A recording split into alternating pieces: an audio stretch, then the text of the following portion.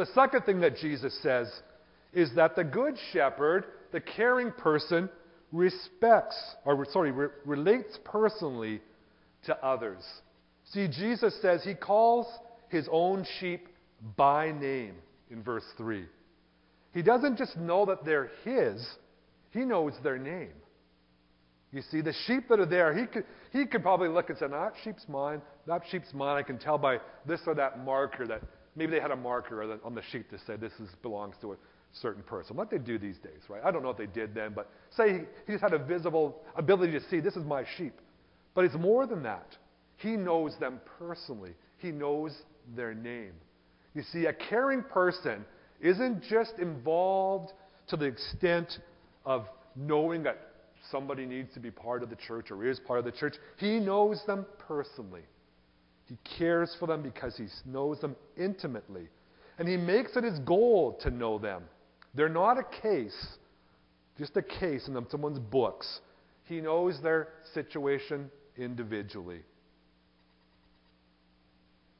You know, stories are told of shepherds who would sing a song or have a small instrument, a flute that they could play, that in ancient days a shepherd could get the attention of his sheep by either his voice or by an instrument that he played that only his sheep would recognize. They knew his voice, and he knows them. He can call them by name. A good, caring person relates personally to others. You know, if you become involved in caring for people, then you're going to be tested. And the question is, can you relate to people personally and their needs? Now, for example, maybe we all want to help somebody who's got a drinking problem.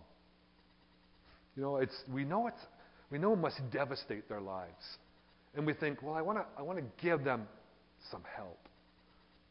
The thing is, do you really want to know and really walk along with them in what their struggle will be in getting over their addiction? Or do you just want to have a mark on your belt, a worst case scenario, or just satisfy your own needs to feel important? You have to know them personally and be willing to be intimately knowledgeable about the stresses and the strains and learn from them about what really causes them and to go back into that problem in a non-judgmental way. Talk with them and learn about what are the things that are leading them into their situation. That's knowing them personally, not becoming a case. It's not Joe the alcoholic or Jill the alcoholic, but it's Joe the person who has this or that situation in their life that's contributing to their drinking problem. Knowing them personally. That's what a caring person does. That's what the Good Shepherd, Jesus, does. He knows our situations. He knows you and me personally. He knows us by name. He knows the stresses and strains that are on our lives. He cares for us personally. We need to care for individuals, not just for groups. Then the third thing that we learn about this caring person, the Good Shepherd, is he is known intimately by others. You see, the sheep know his voice in verse 4. They know not just who he is, but they know his voice as distinct from other voices. There are other people out there calling maybe, but the sheep know him well enough to know that that's the voice of the one who cares for me. That's the voice of the person who is going to help. You see, he is known to them. That probably involves him in our situation of caring for people. It probably involves us revealing a little bit of ourselves.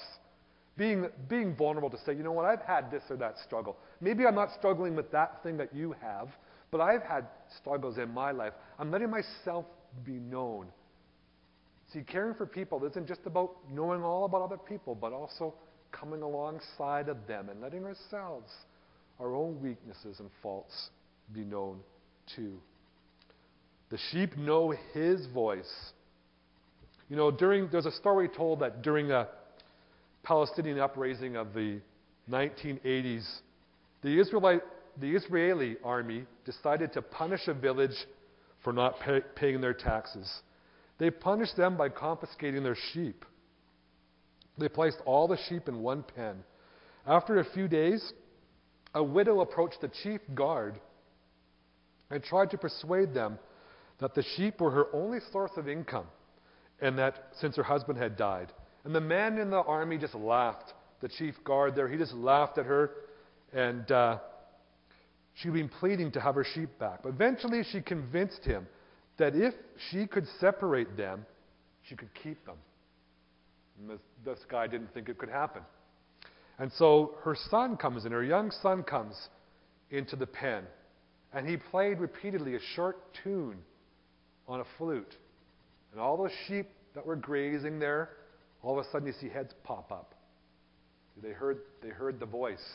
They knew that that son was the shepherd. The boy that was calling him was the shepherd boy who was taking care of them. They knew that voice, so to speak, of the flute was calling them. They raised their heads and they were separated from the others, and she got her sheep back. Because the scripture here is giving us that story, isn't it? That can happen. And here we are, this lady gets her sheep back. The shepherd, the good shepherd, the caregiver, is known intimately by others. And though I had said there were three things I wanted to point out, there's actually a fourth. And that is that a good caring person, the good shepherd, leads by example. He goes on ahead of them in verse 4. He faces the difficulties first. You know, we think in our culture about shepherds, and we usually automatically associate the dog, the sheepdog. In Western shepherding, in Australia and places like that, and probably here in Canada where there's people who are caring for sheep, there is a sheepdog that will drive the sheep forward by their barking, their insistent barking and the threats that they give by that. And the sheep are scared and they go on up ahead because of that. Here in this setting here, the picture that Jesus gives is not that.